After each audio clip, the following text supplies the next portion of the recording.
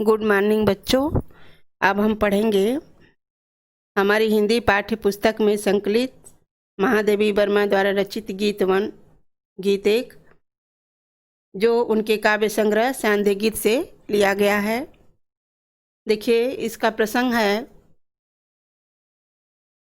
प्रस्तुत गद्यांश में कवित्री ने अपने साधना पथ में तनिक भी आलस्य नहीं आने देना चाहती है तथा इस पथ पर निरंतर धैर्य के साथ आगे बढ़ते रहने के लिए अपने प्राणों को संबोधित कर रही है।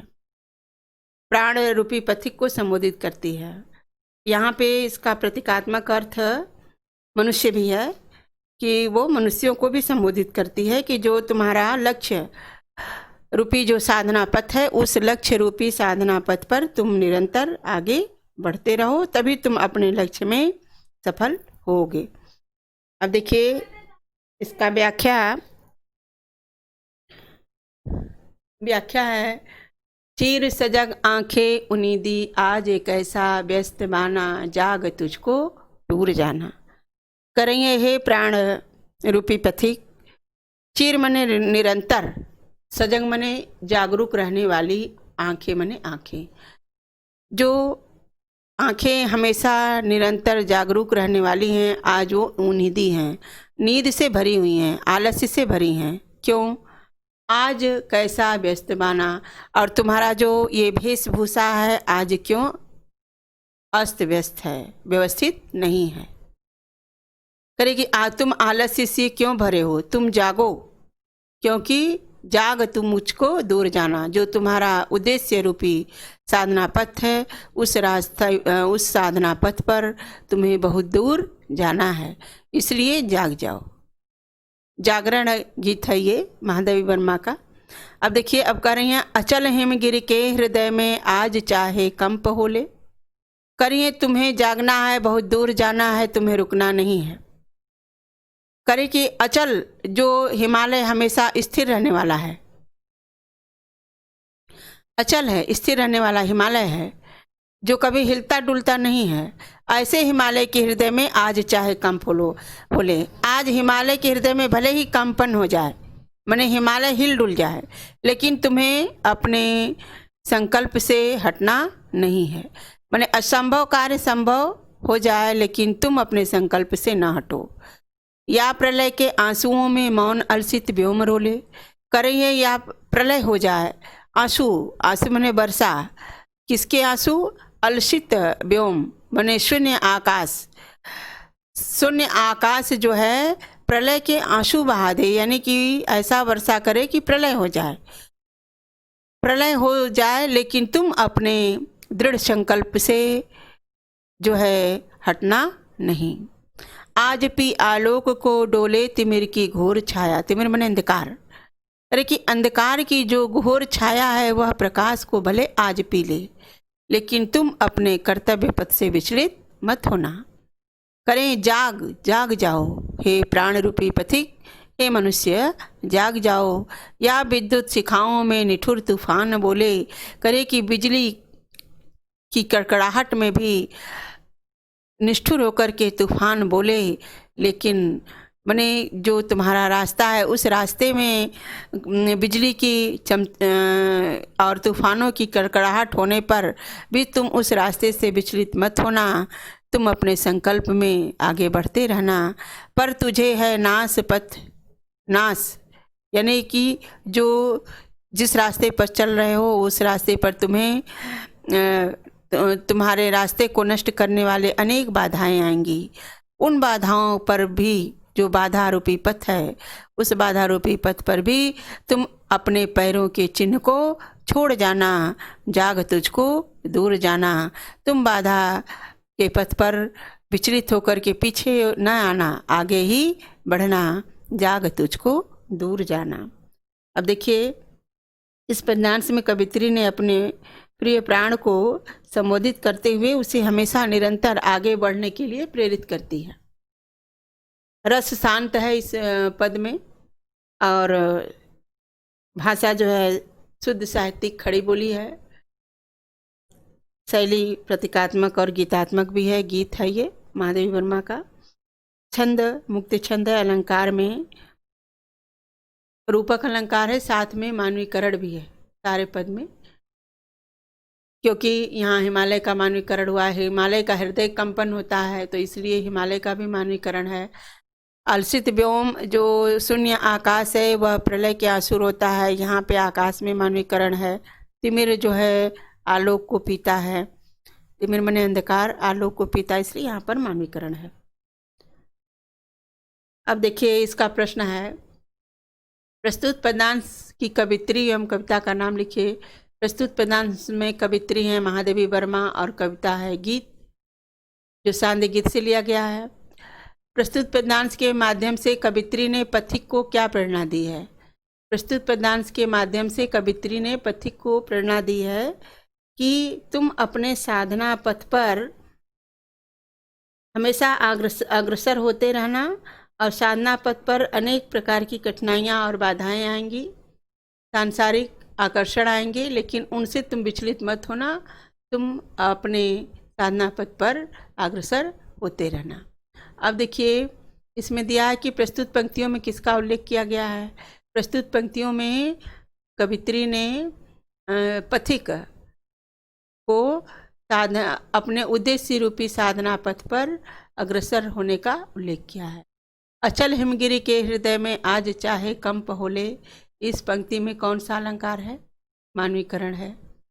अचल हिमगिरी के हृदय में आज चाहे कंप होले। रेखांकित पंक्ति की व्याख्या कीजिए।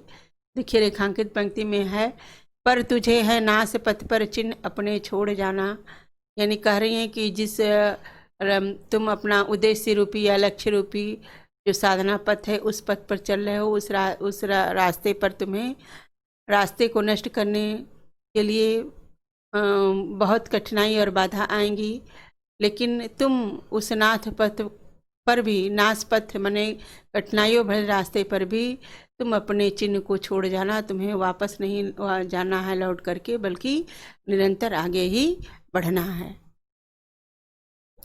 बच्चों अब हम आगे पढ़ेंगे दूसरा पद। देखिए, बांध लेंगे क्या तुझे यह मोम के बंधन सजीले, पंथ की बाधा बनेंगे तितलियों के पर रंगीले। देखिए इस पद्यांश में महादेवी वर्मा ने साधना मार्ग में उत्पन्न होने वाली विभिन्न बाधाओं व कठिनाइयों का उल्लेख किया है। महादेवी वर्मा कहती है कि हे प्राण, बांध लेंगे क्या तुझे, प्रश्न कर रही हैं अपने प्राण से या पथिक से जो अपने उद्देश्य की साधना पर चला है, उस पथिक से प्रश्न कर रही है कि क्या बांध लेंगे तुझे यह मोम के बंधन सजीले। मोम मने पिघलने वाले बंधन, मोम जो है क्या था, पिघलता है, तो मोम के बंधन अर्थात पिघलने वाले बंधन अर्थात संसार के बंधन। सजीले मने आकर्षण, जो आकर्षित सांसारिक बंधन है सजीले, क्या यह तुम्हें अपनी मोह में, अपनी माया में बांध लेंगे? करिए नहीं, यह तुम्हें नहीं बांध सकते। ये जो है निरर्थक बात है कि ये तुम्हें बांध लेंगे, तुम्हें बंधना नहीं है। बांध लेंगे क्या तुझे यह मोम के बंधन सजीले, सजीले मने आकर्षण, बंधन मने बंधन, मोम के मने सांसारिक बंधन। अपने प्राण से पूछ रही है कि सांसारिक बंधन जो है, जो आकर्षण आकर्षित सांसारिक बंधन है, क्या तुम्हें बांध लेंगे? नहीं। पंथ की बाधा बनेंगे तितलियों के पर रंगीले, करे कि ये साधना पथ की बाधा बनेंगे तितलियों के समान। तितलियों के पर मने पंख, तितलियों के पंख के समान रंगीले संसार, रंगीला संसार जो है क्या तुम्हारे पथ का बाधा बनेगा? अरे नहीं, ये भी बाधा नहीं बनना चाहिए, तुम अपने पथ पर निरंतर आगे बढ़ते रहो। विश्व का क्रंदन भुला देगी मधुप की मधुर गुनगुन, करें कि भौरा है, मधुप ने भौरा, जब मधुर गुनगुन करता है तो करे कि वो मधुर गुनगुन करते हुए मस्त रहता है। उसे विश्व का जो क्रंदन है, क्रंदन माने दुख या पुकार, दुख भरी पुकार, विश्व का की जो क्रंदन पुकार है, जो दुख की पुकार है, उसको सुन करके क्या भौरा अपने मधुर गुंजन को भुला देता है? करा है नहीं, वह अपने मधुर गुंजन को करते हुए मस्त रहता है। उसी प्रकार से तुम भी भौरे की तरह बनो, विश्व के क्रंदन को न सुनो। क्या डुबा देंगे तुझे यह फूल के दल ओस गीले? फिर प्रश्न कर रहे हैं कि क्या तुम्हें ये फूल की पंखुड़ियां पर जो पड़े हुए ओस, जो ओस हैं, ओस के जल, क्या तुम्हें ओस के जल में तुम डूब जाओगे? ओस का जल क्या है? और फूल की पंखुड़ियों पर, फूल की पंखुड़ियों का अर्थ है, फूल के दल का मतलब कि ये सुंदर, और ओस गीले माने संसार, माने ये जो सुंदर संसार है, इस सुंदर संसार में क्या तुम डूब जाओगे? करेंगे नहीं, तुम्हें डूबना नहीं है।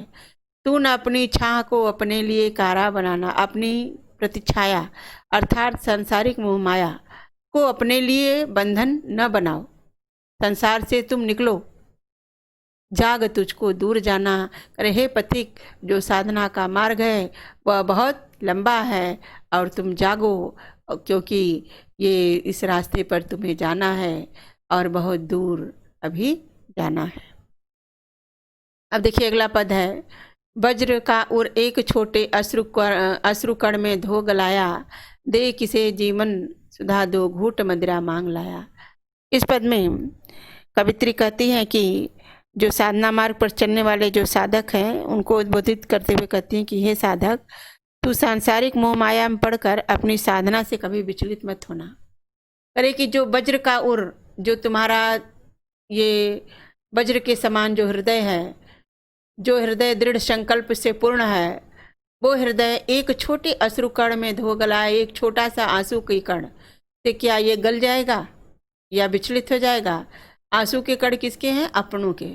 जो तुम्हारे अपने हैं, उन अपनों के रोने से क्या तुम्हारा जो ये दृढ़ संकल्प है वो हट जाएगा? करे नहीं, तुम्हें अपने दृढ़ संकल्प पर अडिग रहना, उसे हटना नहीं है। दे किसे जीवन सुधा दो घूट मदिरा मांग लाया, कर रही है यहाँ पे उत्साह दिला रही है, जीवन रूपी उत्साह, माने ये जीवन सुधा है, जीवन रूपी अमृत यानी उत्साह।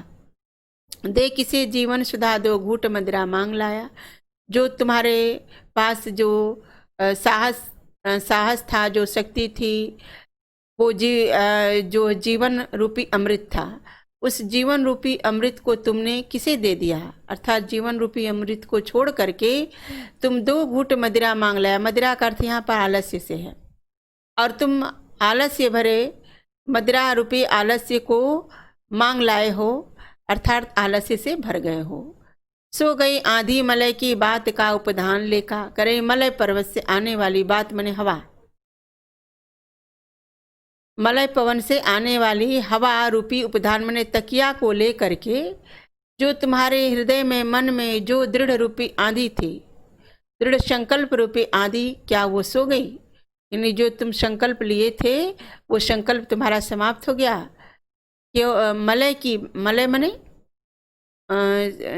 मलय पर्वत है, वहाँ से सुगंधित हवा चलती है, तो मलय की बात यानी मलय पर्वत से उठने वाली हवा रूपी तकिया को लेकर के जो तुम्हारे अंदर दृढ़ संकल्प रूपी आंधी थी वो क्या सो गई? विश्व का अभिशाप क्या चीर नींद बनकर पास आया, करें कि ये विश्व, ये संसार क्या तुम्हारे लिए चीर मन निरंतर निद्रा बनकर के आया है तुम्हारे पास? और अगर आया है तो यह विश्व जो है तुम्हारे लिए अभिशाप है। विश्व जो है निरंतर नींद बन करके, विश्व अर्थात संसार, ये संसार जो है, जो मोह माया का संसार है, तुम्हारे पास निरंतर नींद बन करके आया है, तुम्हें सुलाने आया है। संसार अपने में तुम्हें भुलाने आया है। यह तुम्हारे पास चिर शाश्वत रूप से आया निरंतर, तो यह तुम्हारे लिए विश्व क्या है? ये संसार अभिशाप है तुम्हारे लिए। तुम इस नींद से जागो, उठो। अमरता सुत चाहता क्यों मृत्यु को उर में बसाना, जाग तुझको दूर जाना। अमरता सुत माने ईश्वर का पुत्र, तुम ईश्वर के पुत्र हो, तुम क्यों मृत्यु को अपने हृदय में बसाना चाहते हो? मृत्यु का मतलब है कि तुम इस संसार में क्यों रहना चाहते हो, क्यों इस संसार के जन्म और मृत्यु के बंधन से मुक्त क्यों नहीं होना चाहते? तुम जागो और इस संसार के जन्म और मृत्यु के बंधन से मुक्त हो जाओ। अभी जो साधना का पथ है वह बड़ा लंबा है, जाग तुझको दूर जाना, हे पथिक जागो तुम्हें दूर जाना है। अब देखिए इस पद का जो काव्य सौंदर्य है, पहले पद में देखते हैं। पहले पद में काव्य सौंदर्य है, कवित्री ने अपने प्रिय को उद्बोधित करते हुए, अपने प्राण प्रिय को उद्बोधित करते हुए उसको अपने लक्ष्य की ओर अग्रसर होने को अभिप्रेरित करती है। रस इसमें शांत है, खड़ी बोली है, प्रतीकात्मक शैली है, गुण माधुर्य, शब्द शक्ति लक्षणा है, रूपक अलंकार है। अब देखिए दूसरे पद में क्या है। दूसरे पद में काव्य सौंदर्य में कवित्री ने साधक को सांसारिक मोह माया आदि को त्यागने के लिए कह रही है और साधना पथ पर आगे बढ़ने के लिए कह रही है। रस भी रस है, कला पक्ष में शुद्ध, भाषा में शुद्ध खड़ी बोली है, शैली प्रतीकात्मक शैली है, ओज गुण है, शब्द शक्ति लक्षणा है और वीर रस में। बच्चों आज हम पढ़ेंगे पद 3, कहन ठंडी सांस में अब भूल वह जलती कहानी। कवित्री साधक को साधना पथ पर पढ़ते रहने की प्रेरणा देते हुए आत्मबल को जगाने का आह्वान करती है। साधक के आत्मबल को जगाती है। देखिए आत्मबल को क्या जगाती है। कहन ठंडी सांस में अब भूल वह जलती कहानी। महादेवी वर्मा कह रही हैं कि जब साधक अपने उद्देश्य की साधना मार्ग पर जब आगे बढ़ता है तो उस मार्ग में आलस्य उसका शत्रु बनकर खड़ा हो जाता है और दुख भी आता है, लेकिन मनुष्य परिस्थितियों का सामना करते हुए आगे बढ़ता है, उन्हें भूलकर भी उसके लक्ष्य को याद माने लक्ष्य की प्राप्ति करता है। तो करें देखिए, कहन ठंडी सांस में अब भूल वह जलती कहानी। करे कि हे साधक, जो साधना मार्ग पर जो कठिनाइयाँ आई हैं उन कठिनाइयों को तुम भूल जाओ। अब भूल करके भी उसकी जलती कहानी को तुम न कहो। कहन ठंडी सांस में, और जो तुम्हारा जो साधना पथ पर चलने का जो लक्ष्य जो उद्देश्य है उससे तुम विचलित मत हो। ठंडी सांस मत भरो और ठंडी सांस भरते हुए उस साधना पथ को मत छोड़ो और जो दुख साधना पथ पे जो विषम परिस्थितियाँ आई थी उसको भूल जाओ। भूल करके भी उस कहानी को मत दोहराओ और तुम ठंडे मत हो। तुम्हारे पास जो दृढ़ संकल्प था उस संकल्प से हटो नहीं। आग हो उर्मे तभी दृग में सजेगा आज पानी। करे हृदय में आग होना चाहिए। किसी कार्य को करने के प्रति हृदय में ललक हो। जब आग रहती है हृदय में तभी दृग में सजेगा आज पानी। तब जब नेत्रों से आंसू गिरते हैं तो वो आंसू जो है सज जाते, सुसज्जित होने दिखने लगते हैं, सुंदर दिखते हैं। हार भी तेरी बनेगी माननी जय की पताका। करे कि अगर साधना पथ पर चलते चलते तुम हार भी गए तो हार भी तुम्हारी हार नहीं होगी, बल्कि वह जय तुम्हारा विजय होगा। राख छड़िक पतंग की है अमर दीपक की निशानी। समझा रही हैं, कर रही हैं जैसे कि पतंगा जो है दीपक पर घूमते घूमते उसमें जल करके जो है राख हो जाता है, फिर भी वो उस पतंगे की जो राख है वो दीपक के साथ उसकी निशानी अमर हो जाती है।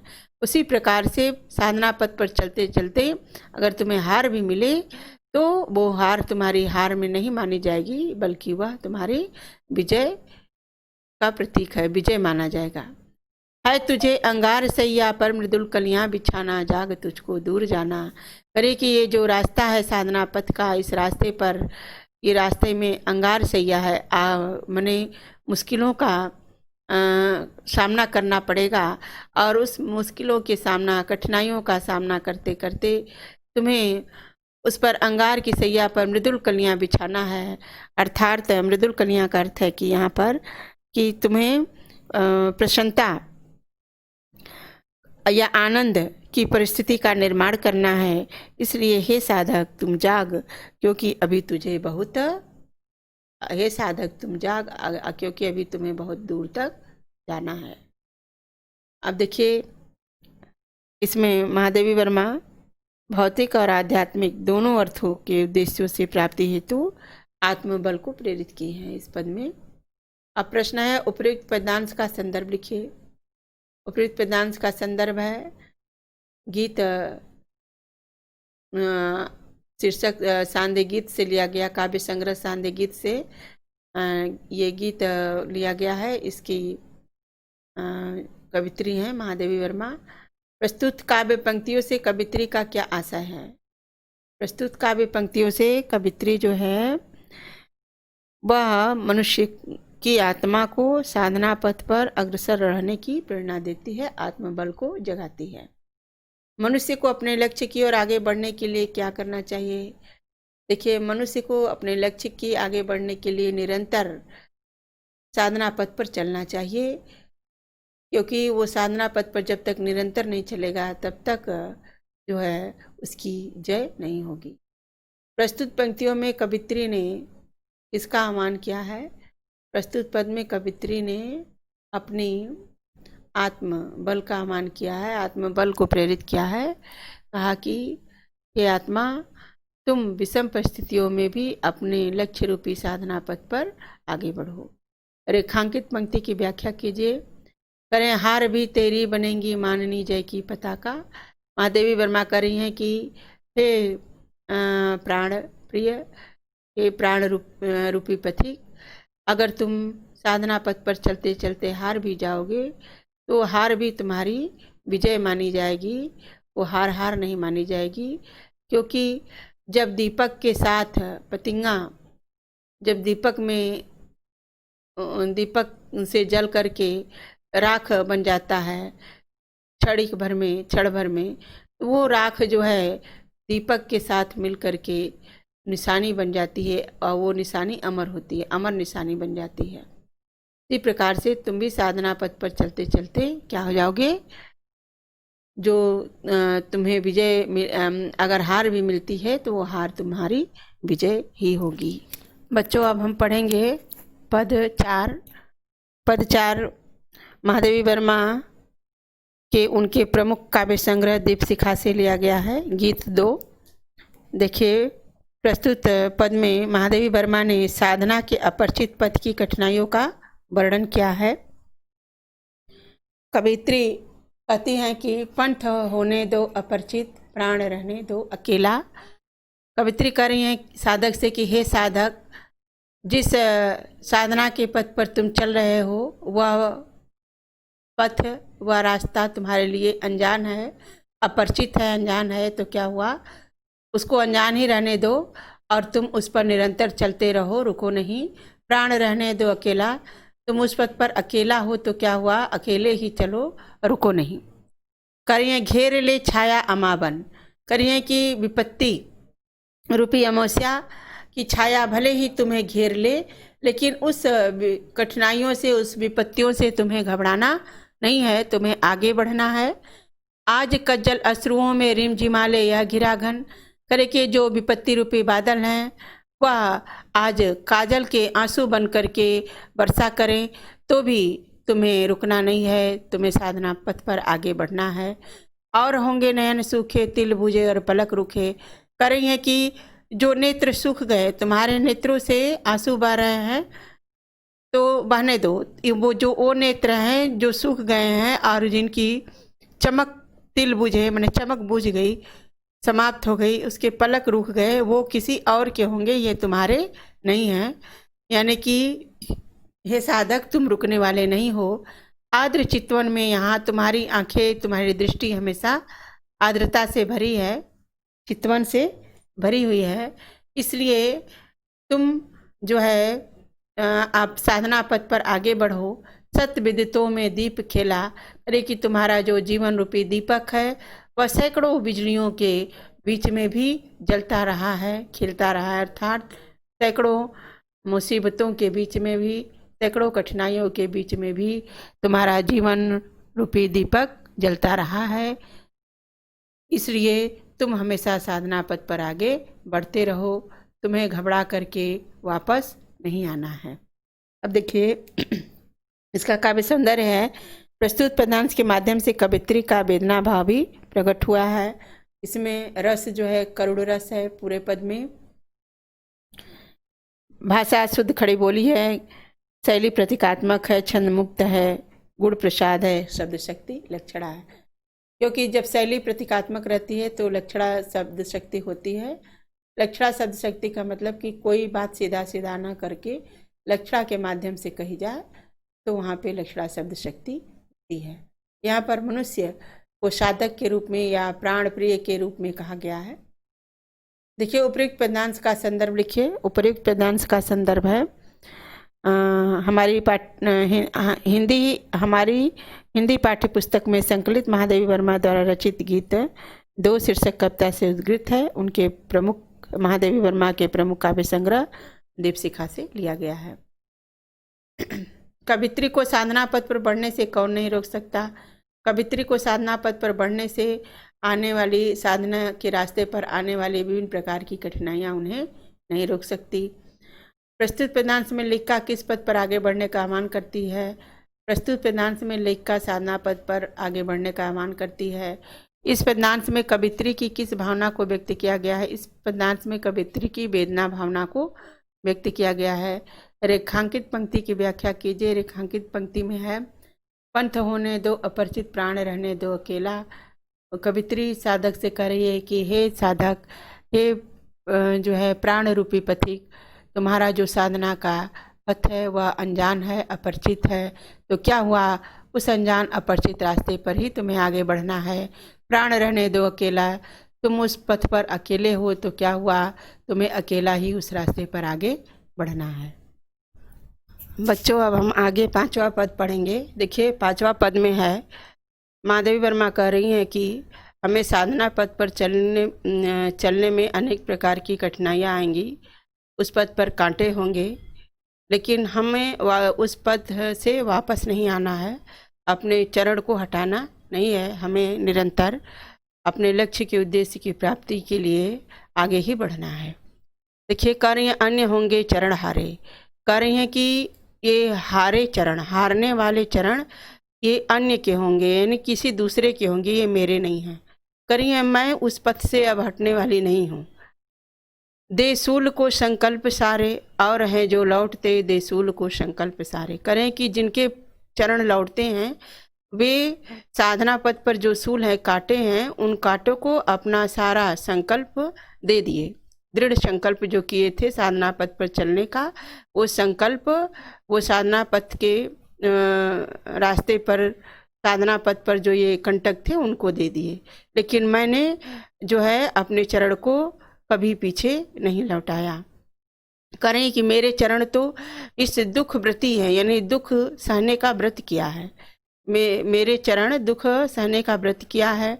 निर्माण उन्मद और मस्त होकर के उस साधना पथ का निर्माण कर रहे हैं, साधना पथ का नव निर्माण कर रहे हैं। यह अमरता नापते पद, मेरे पद जो है अमरता रूपी पथ को, यानी साधना पथ पर निरंतर आगे बढ़ रहे हैं। नापते मने आगे बढ़ना। बाध देंगे अंक संस्कृति से तिमिर में स्वर्ण बेला। करें जो संसार, संस्कृति मने संसार के, अंक मने गोद में जो तिमिर फैला है, अंधकार फैला है, उस अंधकार में भी वो सुनहले प्रकाश को फैला देंगे, अर्थात अंधकार को भी बांध देंगे। दूसरी होगी कहानी शून्य में जिसके मिटे स्वर, धूलि में खोई निशानी। कर रही हैं कि देखिए मेरे स्वर, जो साधना पथ पर चलने का जो स्वर है, ईश्वर प्राप्ति का जो स्वर है, वह कभी मिटने वाला नहीं है। ये स्वर अगर मिटा है तो किसी दूसरे का। दूसरी होगी कहानी, करे कि ये दूसरे लोगों की कहानी होगी। शून्य में जिसके मिटे स्वर, जिसका स्वर जो है पूरे आकाश में, ब्रह्मांड में मिट गया, अर्थात वो शांत हो गए, उनकी आवाज़ शांत हो गई। धूलि में खोई निशानी, और अपनी पहचान को धूल में खोआ दिए। आज जिस पर प्रलय विस्मित मैं लगाती, चल रही नित मोतियों का हाट और चिंगारियों का एक मेला। करे आज प्रलय भी मेरे ऊपर आश्चर्यचकित कर रहा है।